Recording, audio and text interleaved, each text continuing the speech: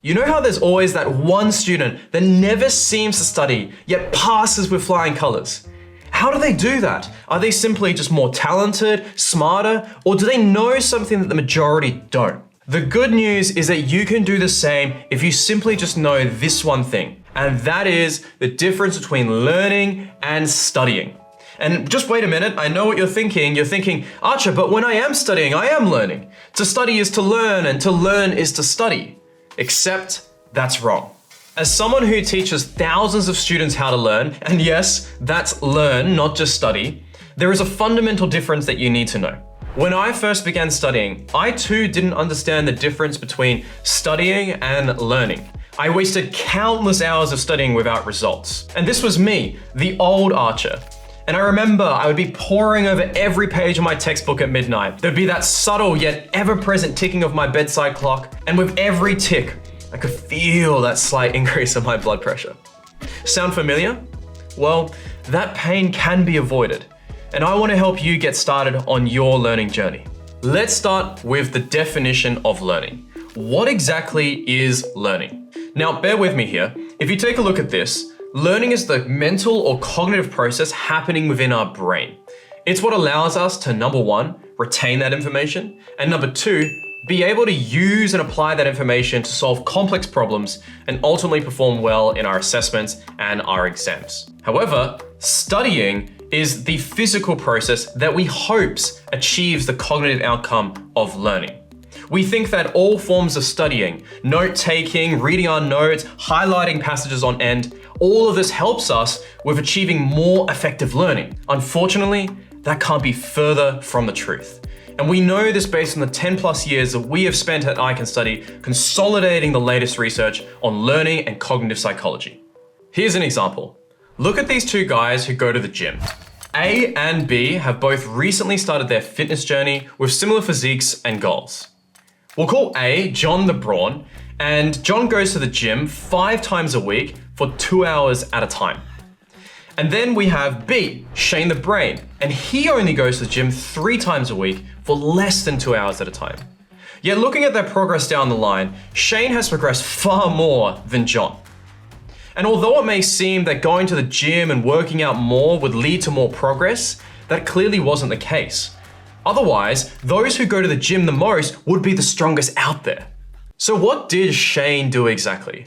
Well, Shane understood that there was something much more important than just working out all of the time. Shane understood that the underlying technique for the exercises that he was using was the most important factor for his growth. Shane executed every repetition to perfection. He would take the adequate rest time between his sets. He'd look after his sleep and his diet.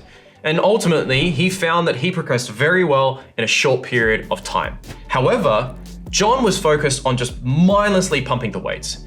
He thought that he had good technique, but in reality, he didn't really care about that. He was just focused on the quantity and the number of repetitions, because that was all that his friends had ever told him about. But what John failed to realize is that poor technique and form leads to slower progress and even the potential for injuries. This analogy is very relevant to the exact processes that students use when studying. The very first step that students engage in when studying is note-taking. And just like we mentioned with the analogy before, there are effective and ineffective methods of note-taking which result in vastly different outcomes. Some note-taking methods, just like formal technique, are going to have a lower level of retention and a lower level of depth or mastery of content as well. But unfortunately, a lot of people who adopt these less efficient techniques think that quantity will be the thing that gets them to their desired goal. But this can't be true, right? At the same time, some note-taking methods result in way more effective learning, both in higher retention and in knowledge mastery. Just like Shane thought, working on the technique and the execution of the technique results in greater progress in less time. So what makes certain methods of note-taking more effective than others? Well, it comes to this one key principle that has been consistently proven to help make learning and studying in general more effective.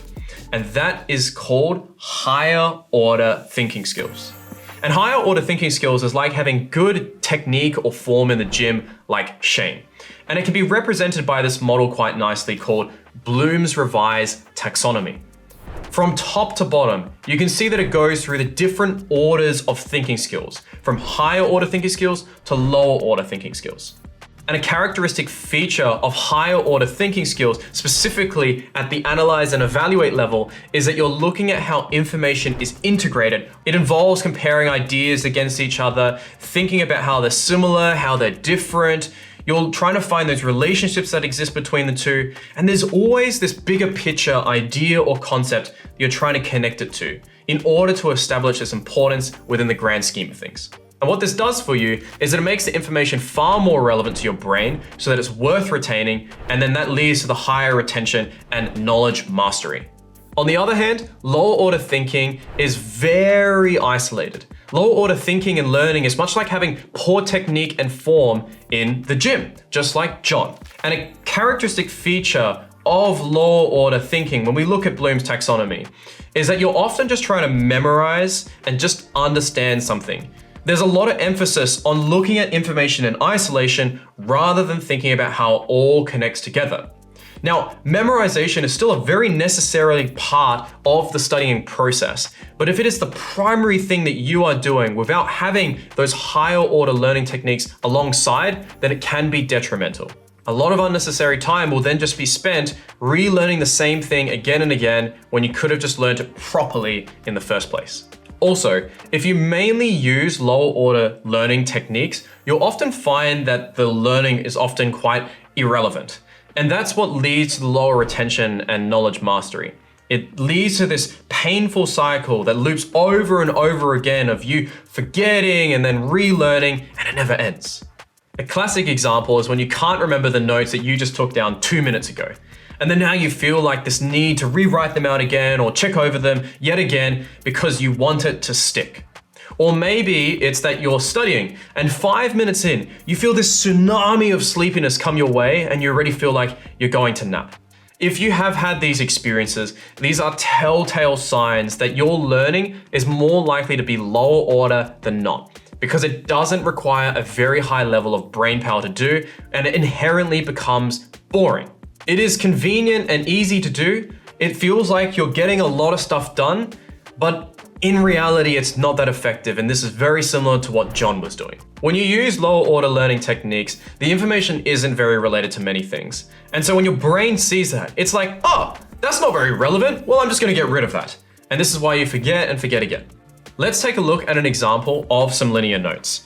So in this example, you can see that this has no real connection between the different ideas that are represented here. It's just blocks of text. So it's very isolated.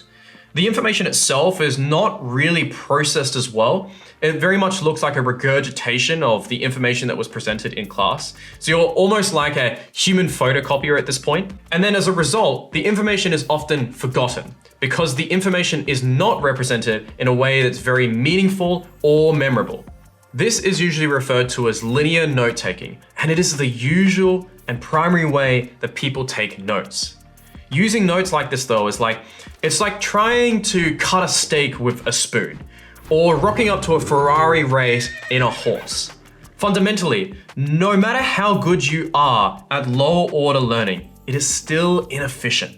So how can we engage in higher order learning so we can have more interconnected, processed, and memorable notes? How can we cut that steak with a knife? How can we transform our horse into a Ferrari?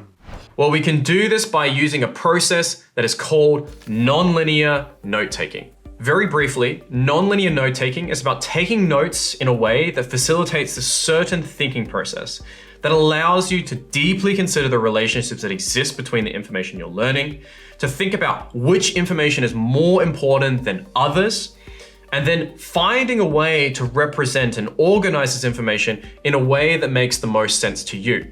And so often this means that you'll have to abandon the set order that information was presented to you in a classroom environment or in a textbook so that you can learn in the order that is most optimal for you. The opposite of nonlinear note-taking is linear note-taking, as we've discussed before. And hopefully by this point, we're clear on the fact that we want to be doing more nonlinear note-taking.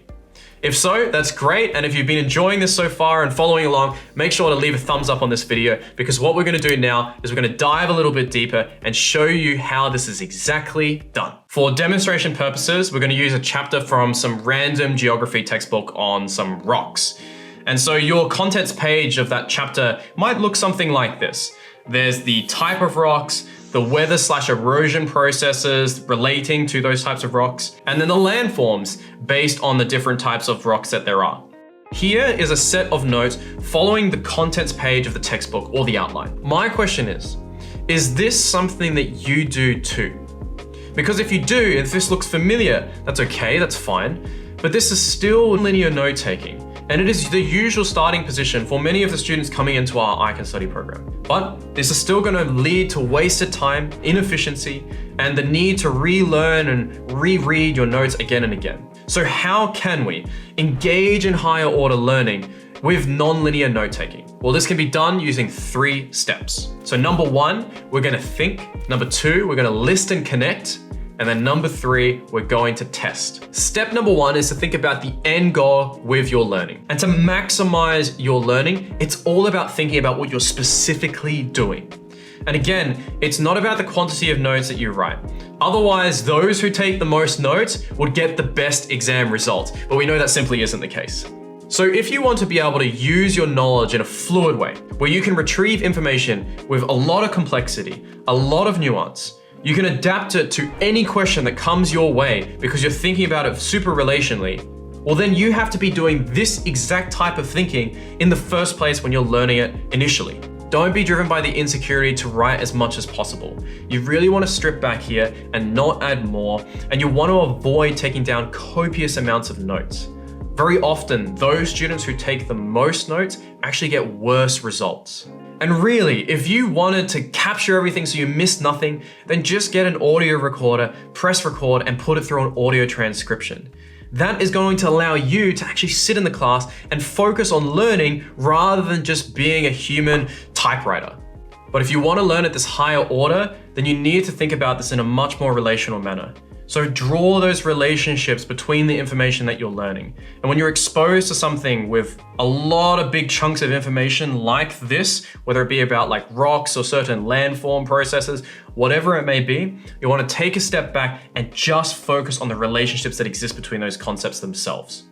Understand and process the information that you're taking in without furiously copying down your notes. So always think about how the information relates back to the stuff you just learned 5 minutes ago and how it relates to the stuff that you're going to learn in the future in the next chapter or your next class. So step number 2 is to list and connect. So whether you're hearing words in class or reading it from a textbook, any keyword that seems important, list that down. Then connect all the keywords that you've collected and build a simple mind map in the way that it makes the most sense to you. So you want to make sure that you're visualizing and prioritizing the certain key ideas. If you see certain keywords that would be better as a group, then you can go ahead and visualize that as well. Now, if you type your notes, this is also not going to be an ideal way of note-taking. This is just another form of linear note-taking, and it's just simply not going to be able to represent the multifaceted nature of the relationships that you're dealing with. So the best case to deal with this is to have a pen and paper and treat it like an infinite canvas. So as soon as you get to the edge of the page, just stick another page on with some sticky tape, and then you can continue that mind map on. For simplicity's sake with this example, I'm going to just use the headers here because they seem like important words for this topic that I'm learning. But there's definitely going to be many more keywords that you hear within a class and then the paragraphs that you're reading inside of your textbook. So what we can see here is that I've got the types of rocks, the weathering/erosion processes relating to different types of rocks, and then the landforms based on those different underlying types of rocks as well. Following so far? Great. So now we need to find a way to connect all of this information, to create those relationships between the big ideas in a way that's going to make the most sense for me. This is forming a large mental framework for all the minor details to fill into. You can think about it as like a foundation that you can then build off of. So during this step, I am thinking about number 1, number 2, and number 3. And I'm thinking, how are they related to one another? I'm looking at this and I'm thinking, how are the different physical characteristics of specific rocks in 1 related to the kind of processes in number 2. I'm thinking, how are the certain landforms determined by the types of rocks needed to create them? And there's also this link that's here between number 1 and 3. Do you see how transformative and intuitive this process is? We're going through right now the most boring topic in this chapter right now, and we're providing meaning to it and connecting it together. Now let's take it one step further. Maybe let's say you're interested in caves as a landform. This is going to now serve as an anchor for our mind map because it provides relevance to the first section that we were learning about, which was the types of rocks. We can start to connect why there are particular types of rocks found in caves, as opposed to just memorizing all the rocks that are found in caves. What we are doing is we are relating this back to the formation processes that created these types of rocks in the first place. So now it's more meaningful and connected. And as you go through this process, it almost feels like it's fun. And that's what higher order learning is meant to be like. So one thing you'll notice as you do this is you'll feel like your brain is on overdrive. It's in this higher gear and it's working very, very hard. And if you feel this is actually a really important feeling. It means you're doing it correctly.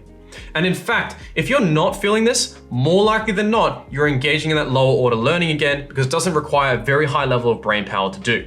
So it's very important to not hold yourself back here. When you feel that strain, embrace it.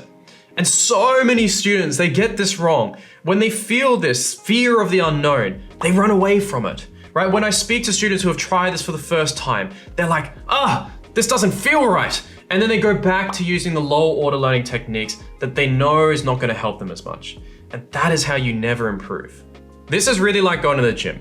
Imagine that you go to the gym, you lift 1 kilogram, and then you call it a day. Of course, you're never gonna get a good outcome. And similarly, if you study and as soon as you feel that strain, you quit, then you're never gonna get the level of retention and knowledge mastery that you need. Put yourself in that slightly uncomfortable position, challenge yourself, and those marginal gains, they will add up. As you embrace this discomfort, this sense of overwhelm, and even confusion, as you're trying to piece this together and put the relationships with one another, that is what true learning feels like. And our last step is number 3, which is to test. So you want to prove to yourself that this technique works, and this is good for 2 reasons. Number 1, you're going to ensure that you're doing it correctly, and number 2, this is a way for you to continue improving with it. So test your retention ability by using this new method and see if this is working better for you. You can do this by either teaching this to an imaginary person or just doing some of your own practice questions that you're creating for yourself. Ask yourself, are you better able to explain why different types of rocks exist and the importance of that information, and how this relates back to the formation processes that underpinned why these types of rocks existed in the first place? If you're able to do this, then you have now proven to yourself that you have an effective learning method of note-taking. So what have we learned here today? Let's do a quick recap. We've learned the difference between higher order learning and lower order learning, and that we should engage with higher order learning much more than lower order learning. When we do that, that's gonna get us a high level of retention, a higher level of knowledge mastery, it's gonna be more efficient, save us some time, and we can achieve this by doing non-linear note-taking. And second is less is more. Don't focus on the quantity of your notes, quality over quantity. I want you to focus on finding those big relationships, and to take this slow and struggle with it as you get started with it. And I know that it will be a little tough in the beginning, but I trust that you've got this. And lastly is to apply it. Test yourself. Make sure that you can apply this knowledge in complex and unfamiliar ways to answer the hardest curveball questions that come your way. Do not just test yourself and regurgitating this information like you've just memorized it from the textbook. If you have made it to this part of the video so far, congratulations, not because this is the end, but because this is the start of a new learning journey for you. Now just make sure to download the PDF in the description box below. It's gonna summarize these 3 steps and also provide your checklist for your non-linear note-taking. And as always, remember to like, comment, and subscribe. And until next time, bye-bye.